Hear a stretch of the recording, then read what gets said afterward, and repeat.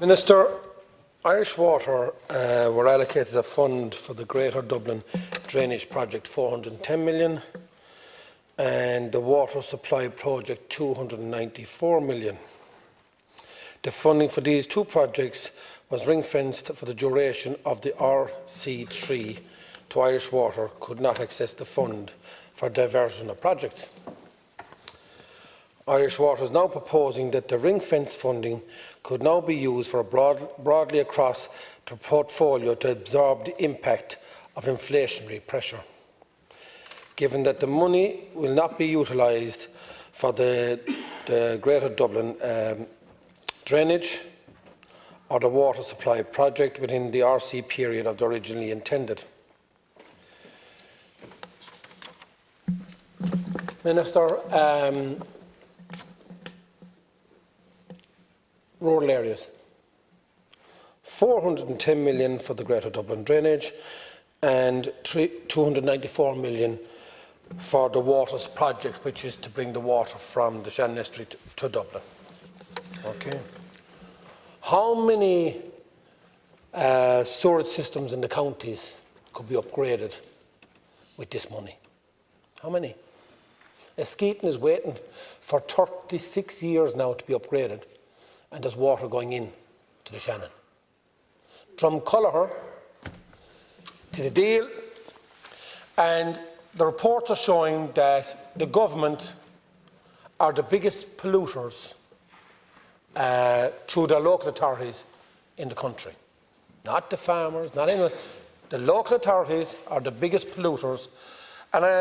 And I was doing my own investigations in Limerick to find out that there is no major investment going to be made on the storage plants to allow for extra capacity.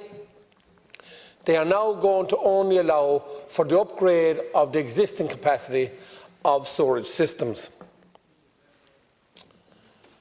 Sorry, will I wait for... Thank you. Continue. Thank you. So, I've just mentioned Drumculloher, I've mentioned Skeeton, Ula.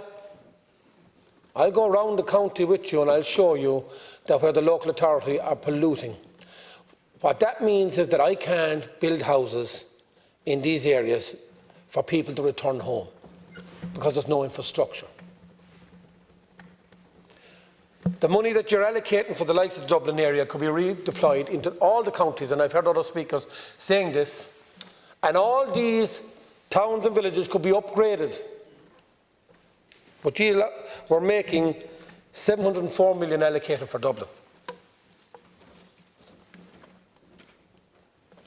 If we had the proper infrastructure, we'd have the proper houses being built. If the proper house had been built, our schools would be sustainable, our business would be sustainable, everything would be sustainable. And all I'm hearing tonight is the shortfall of water and sewerage capacity around the country.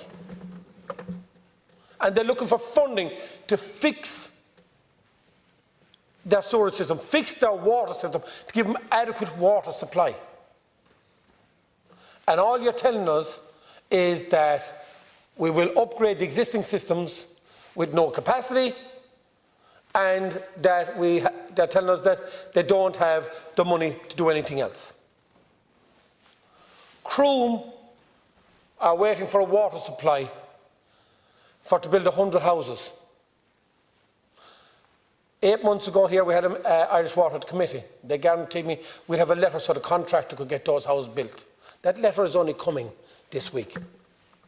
8 months to get a letter to say that they would have water in Croom to build 100 houses, an elderly living village, a nursing home, a creche for Croom.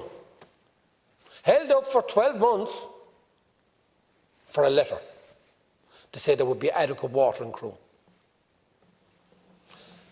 Croom Medical, expansion of 80 jobs.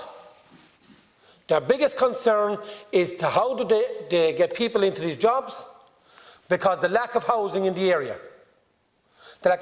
And we have 100 houses which would help that business be sustainable, because people could move to the likes of Croom. 15 minutes commute from Limerick City. That's how important it is to get funds into the local areas, and so we can actually build our businesses.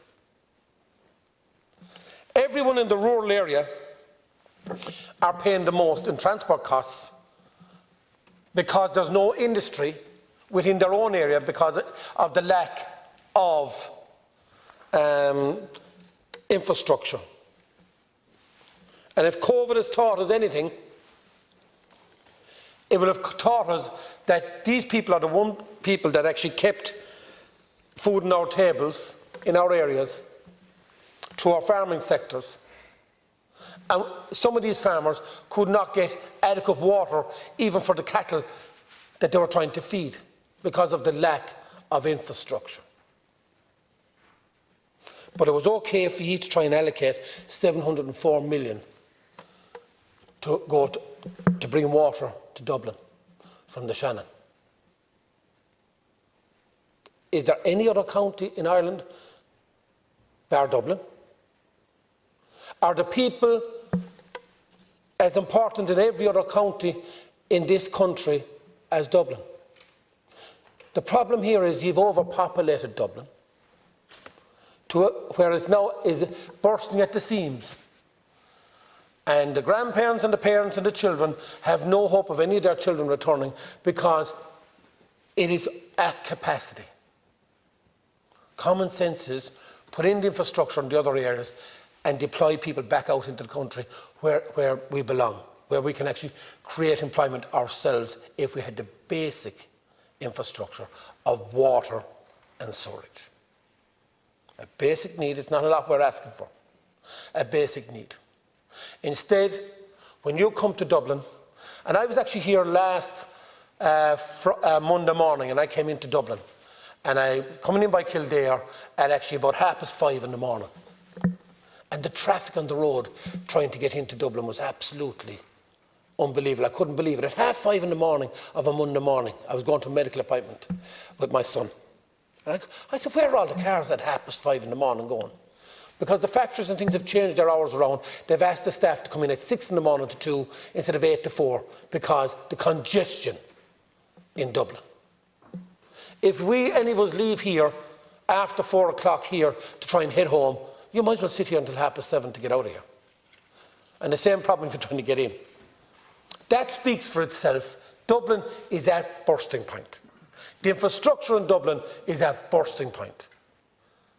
And there's areas around this country that if you paid money for proper infrastructure and left to be done, and we would get industry if we had infrastructure. Because we'd have houses, people want to move there, we would have industry, and then you could put something together for a proper transport sector when you have people in the areas. But that's why the infrastructure is in Dublin, because you shoved everyone in here to try and get infrastructure. But you starved the rest of the country.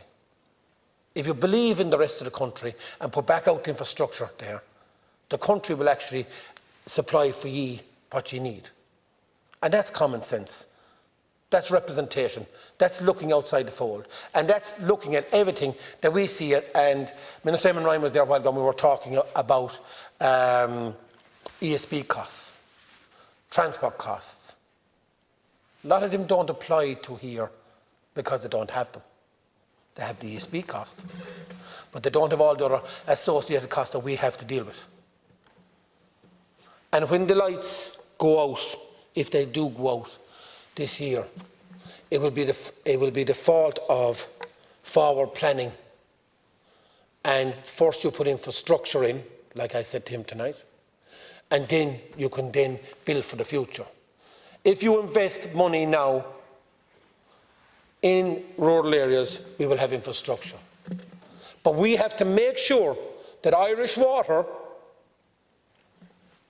spend the money in the areas where we want to rebuild, to deploy people, and not give them a free hand to go into massive projects that will not represent this our country as a whole. Every representative that's here represents different counties. And every TD or minister in their area, their duty is to get the funding for their county. And now the pressure is coming on the government to deliver.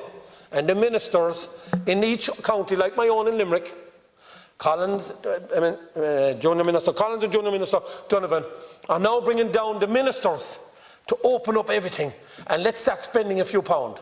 But what were they doing for the last 10 and 15 years when our county sent them here to get the money home, to put in infrastructure?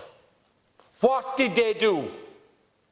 But now social media is there and they can be found out for what they're not doing for their county, and now they're running in. My job is to make them spend the money in Limerick. And it will be my job, and I'll make sure they do it. I don't care if they deliver it, but I'm going to make them to make sure that they deliver for Limerick. Thank you.